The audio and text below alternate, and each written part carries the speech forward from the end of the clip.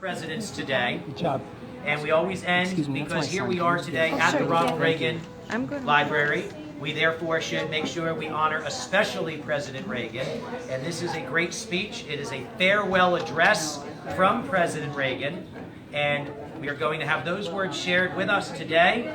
And then we have a few slight words to come after that. And then we'll get a picture of all you guys up here together. But we want to see, are you ready, President Reagan, to say farewell to this nation?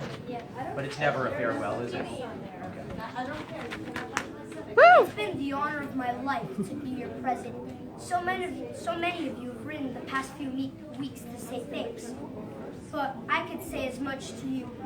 Nancy and I are grateful for the opportunity you gave us to serve. I've been reflecting on what the past 8 years have meant and meant.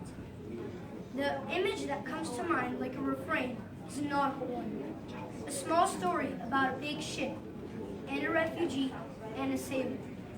It was back in the early 80s, at the height of the boat people, and the sailor was hard at work on the carrier, Midway, which was patrolling the South China Sea. The sailor, like most American servicemen, was young, smart, and fiercely observant. The crew spied on the horizon a leaky little boat, and crammed inside were refugees from Indochina, hoping to get to America. The Midway sent a small launch to bring them to the ship in safety. As the refugees made their way through the choppy seas, one spied at the sailor on deck and stood up and called to him. He yelled, "Hello, American sailor. Hello, freedom man." Small moment with big meaning.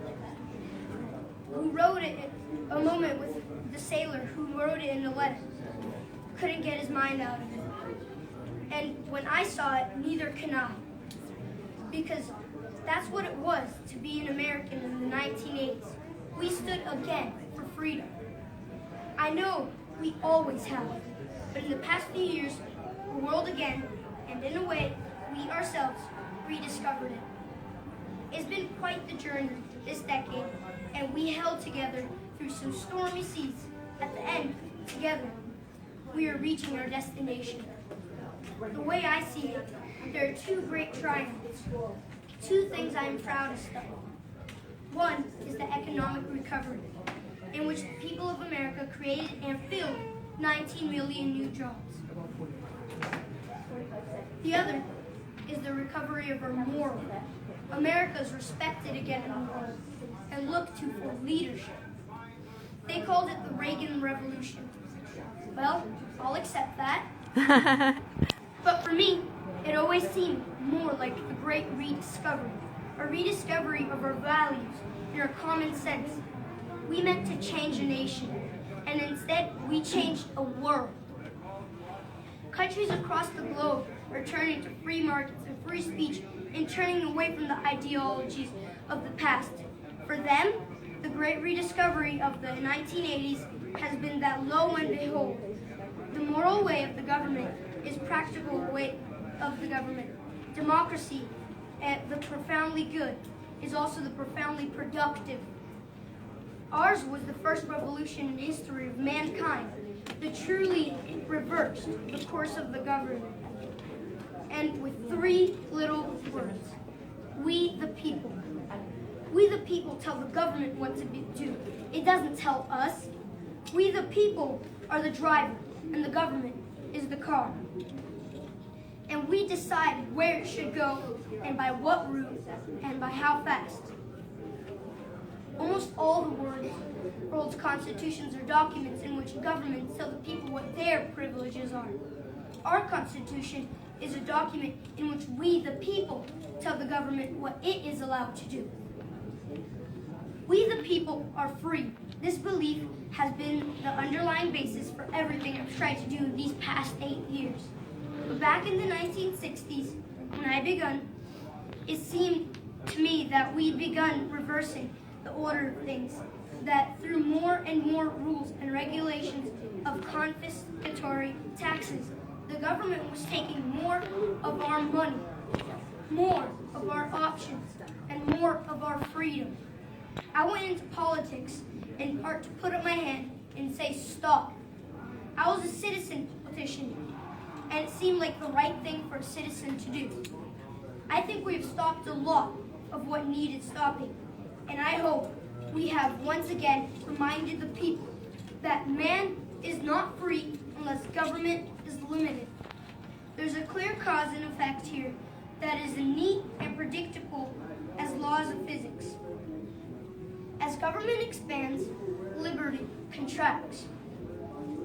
There's a great tradition of warnings and president farewells, and I've got one that's been in my mind for some time. But oddly enough, it starts with one of the things I'm proudest of in the last 8 years.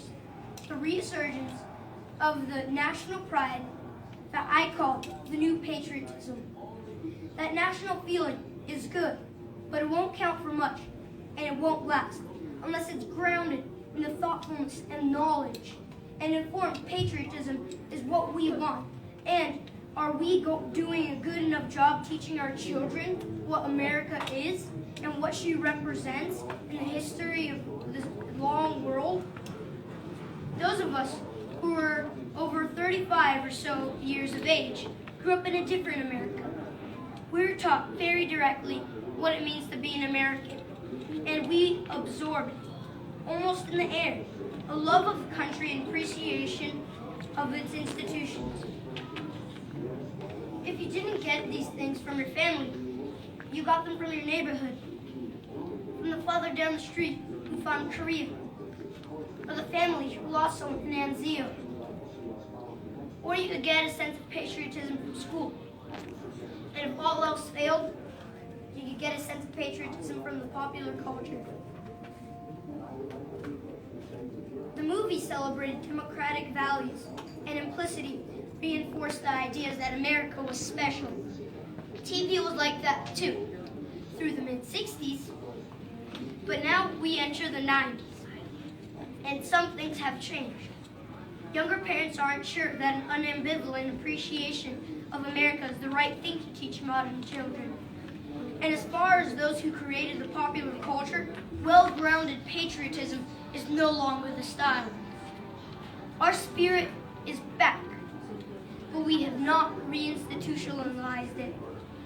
We've got to do a better job of getting across that America is freedom, freedom of speech, freedom of religion, freedom of enterprise. The freedom is special and rare. It's fragile and it needs protection. So we've got to teach history based not on what's in fashion, what's important. Why the Pilgrims came here, who Jimmy Doolittle was, and what those 30 seconds over Tokyo meant. You know, 4 years ago, on the 40th anniversary of D-Day, I read a letter from a young woman writing to her late father, who'd fought in Omaha Beach. Her name was Lisa Sonata Head, and she said, "We will always remember, we will never forget what the boys of Normandy did." Well, let's keep her word. If we forget what we did, we won't know who we were and are. I'm warning of an eradication of American memory that could result ultimately in the erosion of American spirit. Let's start with some of the basics. More attention to American history and greater emphasis on civic ritual. And let me offer lessons. Number one about America, all great change in America begins at the dinner table. So tomorrow night in the kitchen, I hope the talking begins. And children, if your parents haven't been teaching you what it means to be an American, then let them know and nail them on it. That would be a very American thing to do. The past few days, I thought a bit about the shining city upon a hill. The phrase comes from John Winthrop, who wrote it to describe the America he imagined.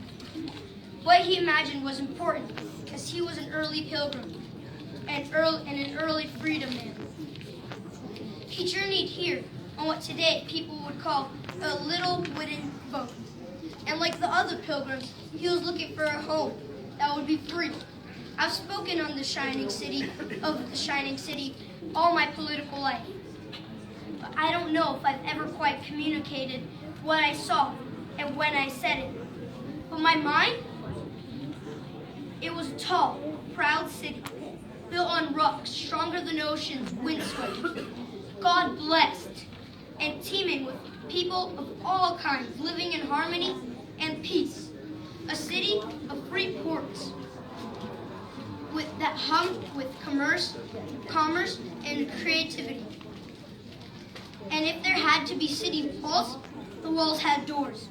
And the doors were open to anyone with the will and the heart to get there.